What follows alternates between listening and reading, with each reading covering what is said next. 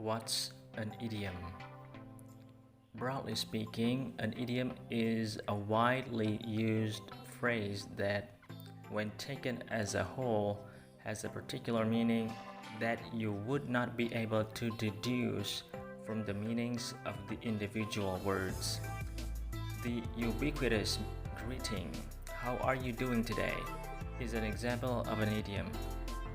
Normally, how means "in what manner" or "to what degree."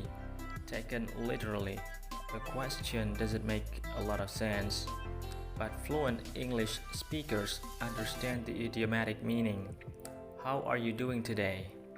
usually just means hello. Idiom versus cliché. The term idi- the terms idiom and cliché are often used interchangeably, especially when people talk about things you shouldn't say, but they're not quite the same thing.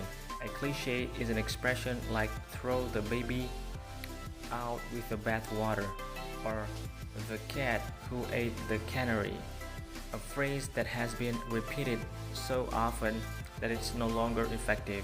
Clichés are like idioms in that you can't understand the meaning of the phrase by looking at the literal meaning of each word.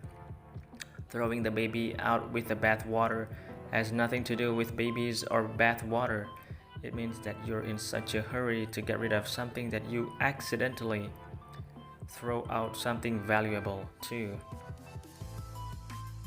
Someone who looks like a cat who ate the canary doesn't look like a feline.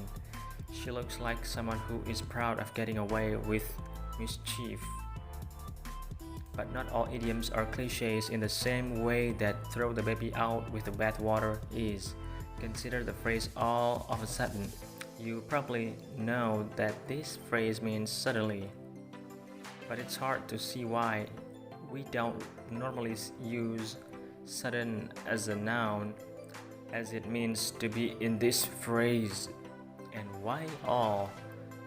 Can you have part of a sudden?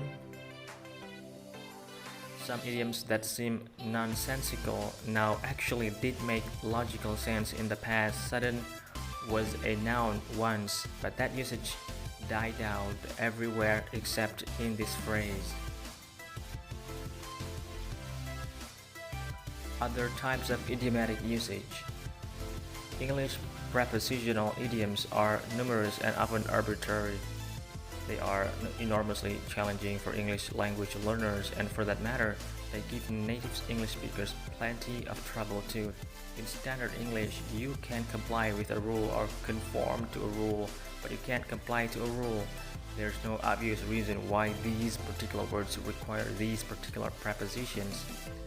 The best way to learn which prepositions are construed with which words is by osmosis.